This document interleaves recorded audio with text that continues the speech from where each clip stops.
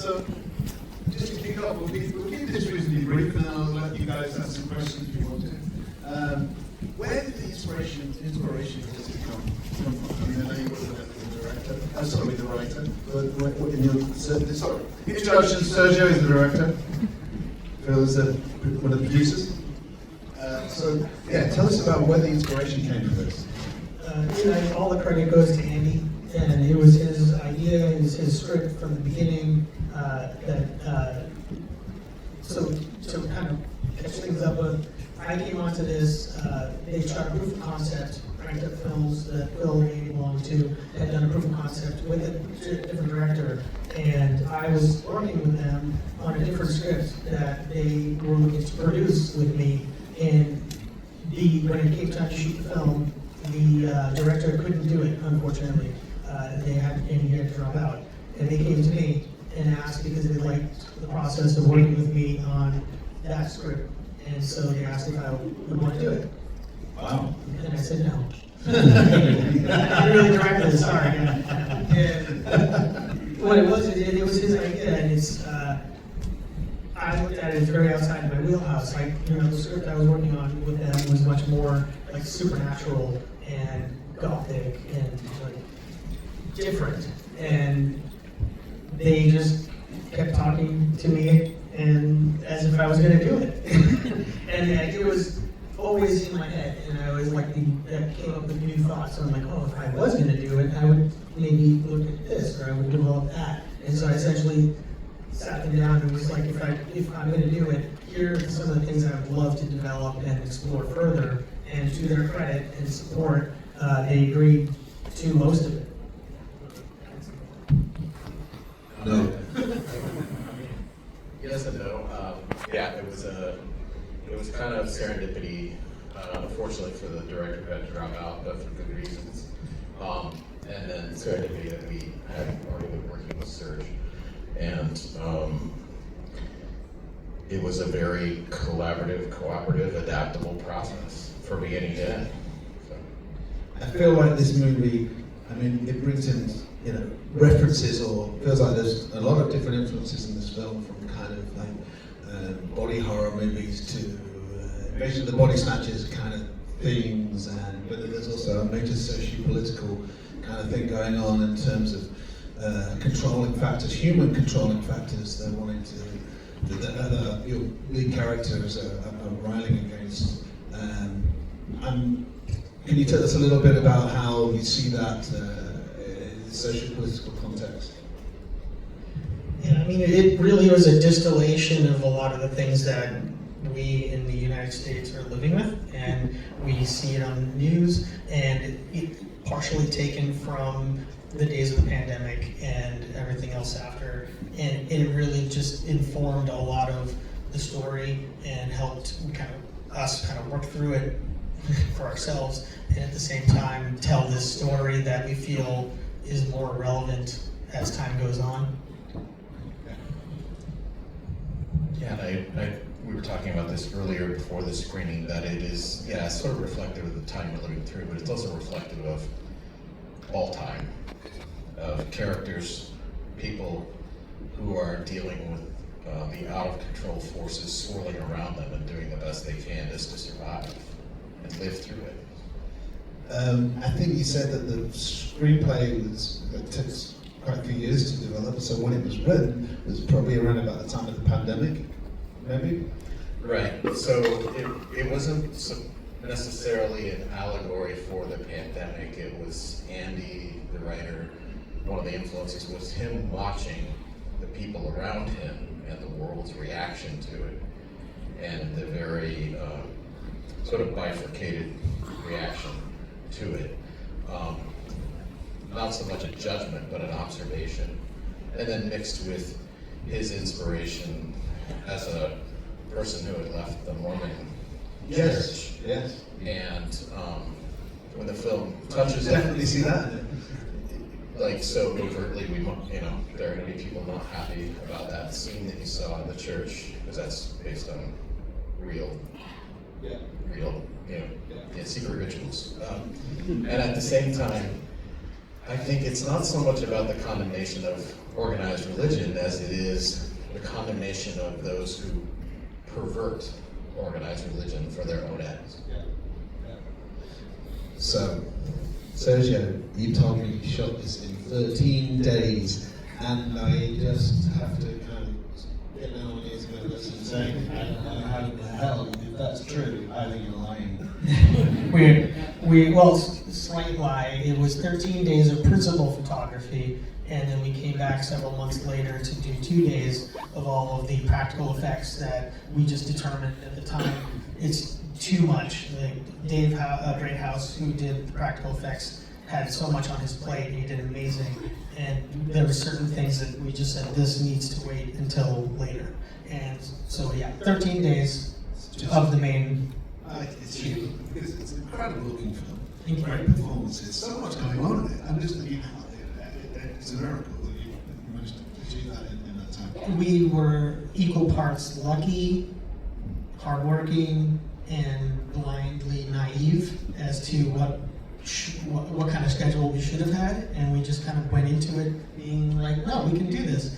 And then we realized pretty early on that we'd bitten off quite a bit, but at that point, the shit was left. We had to go. We just had to do it. And that was where the luck and the talent that everybody who worked on the film brought to it, for everything from the crew who were just ready to go every day, all the way through to the cast, which we cast a lot of theater folk to be in this because we really we had long scenes, a lot of dialogue, and I wanted people that when they show up, they were ready to do the whole thing from start to finish. And that was really the only way we were going to survive that. And then Phil, Andy, incredibly supportive on both creative, the logistical side of things. I'm sure were lots of fires that they put out that I had zero idea were happening. A lot of times I'd say, hey, we're gonna get that school, right? Like we're shooting it in 2 days. Are we gonna be able to get to the school? And Andy looked at me and he's just like, the door will be open when we get there that day, and you will go inside. And I was like, that sounds like we don't have it, but we're gonna get it. So I'm just gonna not think about that.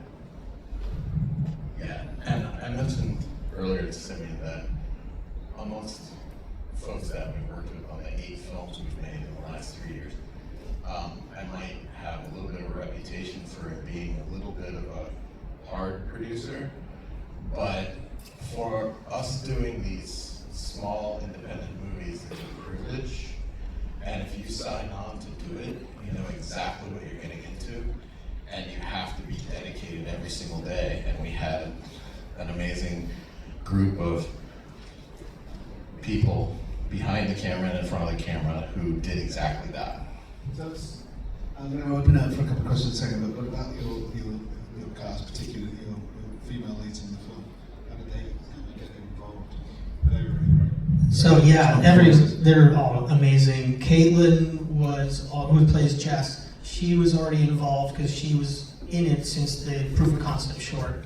And she was already there, and so that actually took care of. So she was there, willing to shave her head again for the feature. She'd already done it for the short, and then everybody else that we found, just very lucky that they were, again, theater-minded, learned everything, totally down to shave their heads on camera, and we found them just through hard work and looking both through local agencies, backstage.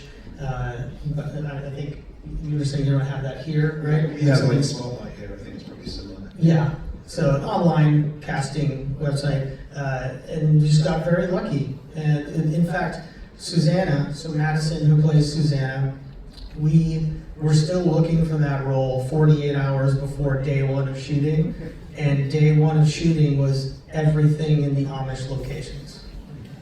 12 pages, 3 different locations, and we had a delayed start of an hour and a half because of faulty audio equipment, and we still finished only a half an hour over.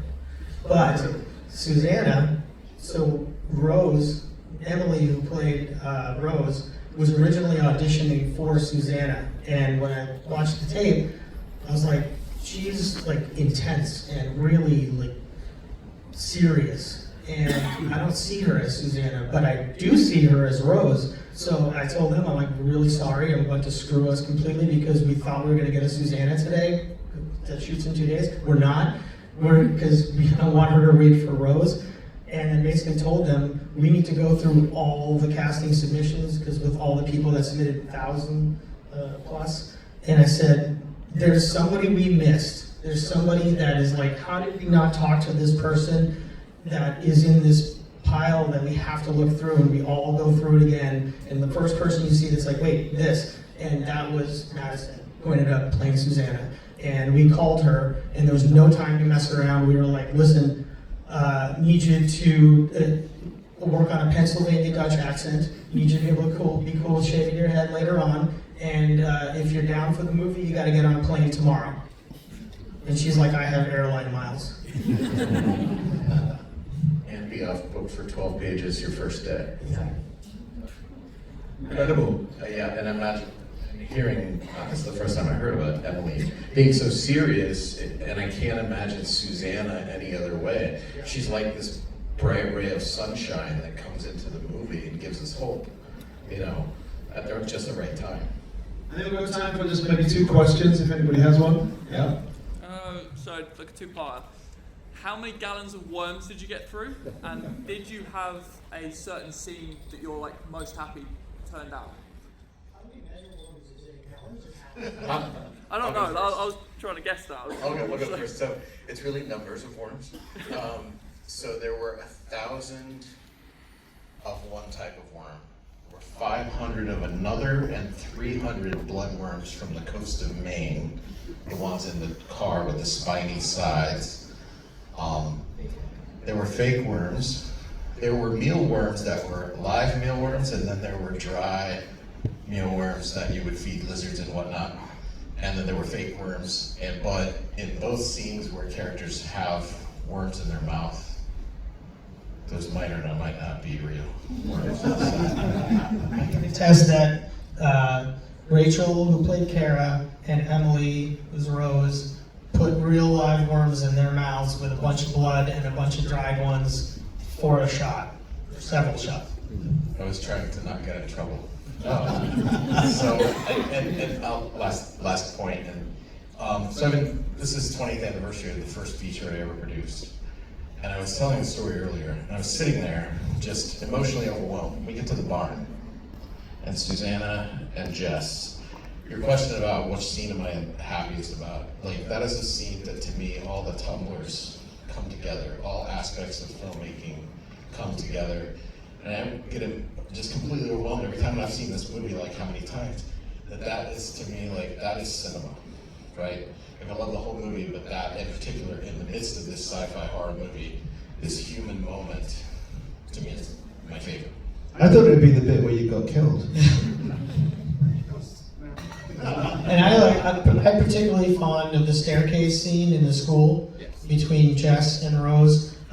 There was just an energy about it when we shot it, and they were so on when it was happening, and it was beautiful to watch.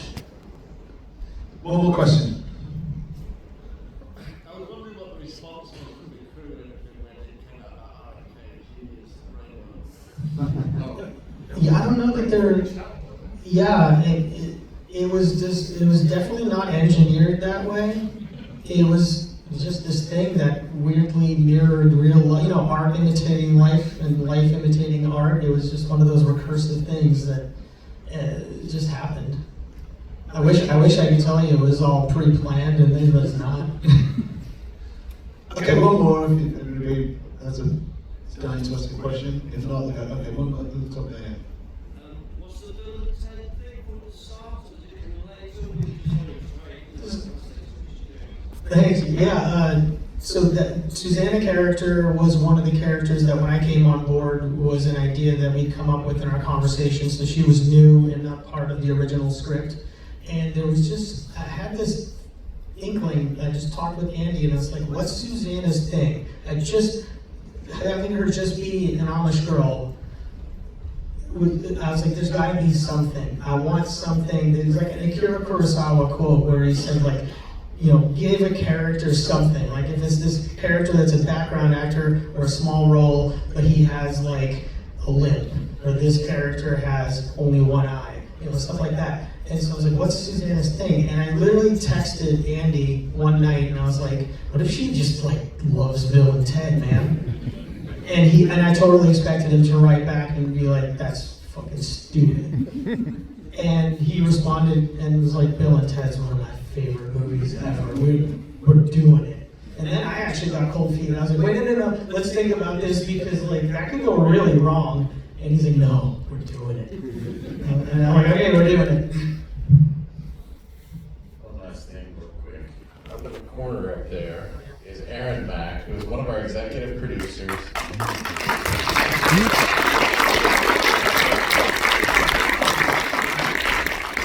You may also recognize him as the voice of the ophthalmologist at the opening scene, which we actually shot in his ophthalmology clinic.